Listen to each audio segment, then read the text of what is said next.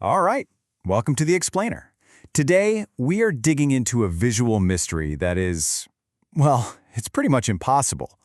We've got two faces. One is this ancient, faded image on a piece of linen. The other, a super sharp, modern photograph. But here's the crazy part.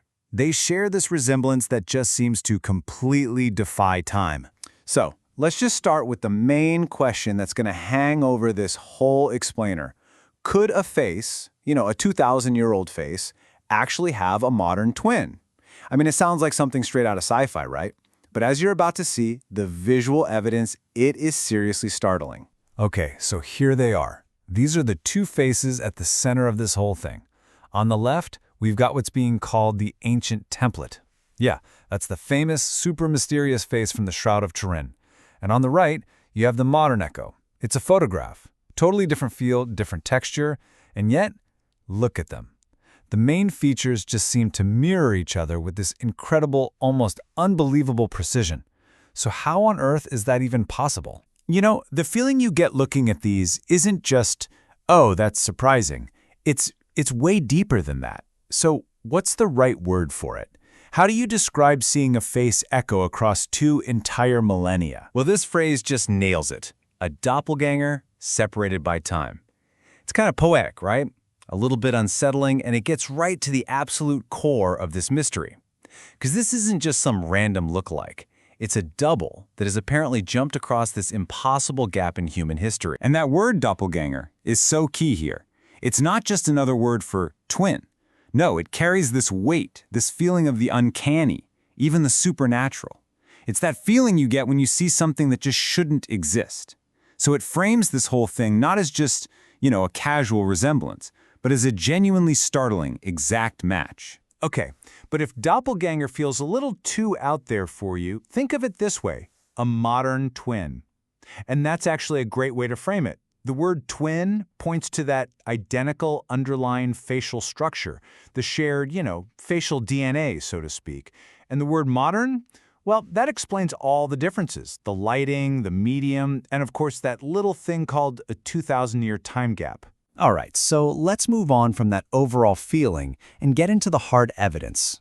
We're about to put these two faces under the microscope, really break them down feature by feature, and see just how deep these similarities actually go. Okay, let's get into the nitty-gritty. First, the overall facial structure. It's a match. Both are long and oblong. The facial hair, styled identically. You see the full beard and mustache parted right in the middle. And the nose, this is a big one. Long, narrow, prominent, it is a perfect match.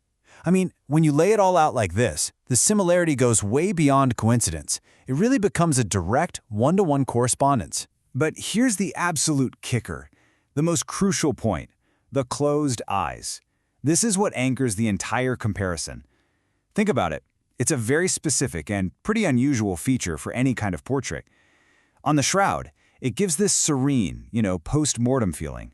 In the photograph, the exact same action creates this intense meditative mood. So the action is identical. The only thing that's different is the artistic interpretation. Okay, so we've established the features match up. But that doesn't fully explain why this whole thing feels so profoundly weird, right? So let's dig into the psychology behind that uncanny feeling. So the analysis suggests this uncanny feeling really boils down to three key things. First, just seeing features from a faint, mysterious old linen cloth perfectly replicated in a crisp modern photo, it's just jarring. Second, there's the sheer chasm of time. A 2,000-year gap just messes with our brains. And third, the photo doesn't just look like some generic historical guy. It looks specifically like the face on the Shroud of Turin. And here's a really great analogy for this feeling.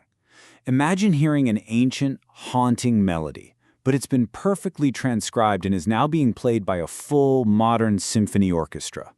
The notes are the same, but the sheer power and the texture of the new version creates this weird mix of familiarity and total disorientation.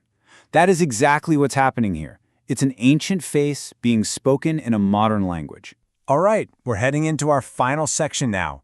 To really cut through all the noise of history and mystery, the analysis we're looking at proposes a really simple but actually very powerful thought experiment to help us reach a logical conclusion. So I want you to try this with me. Look at the two images again, but this time, just mentally delete the 2,000-year time gap. Just pretend it doesn't exist. Imagine these are just two different portraits of someone, both taken recently. If you do that, would you conclude they're pictures of the same person? Well, according to the analysis, the answer is a qualified yes. Why? Because the combination of all those matching features, the nose, the eyes, the facial hair, the structure, it's just too specific to be a coincidence. And if you take time out of the equation, all the other differences, like lighting and contrast, they just become artistic choices, like putting a filter on a photo. So here's the key takeaway. That 2,000-year gap is the only thing that makes this whole identification seem impossible. So when you strip away that one single massive obstacle, time, the most rational conclusion you can draw from the visual evidence alone is that you are, in fact, looking at two very different portraits of the very same person. And that brings us right back where we started, to this powerful phrase, a doppelganger separated by time.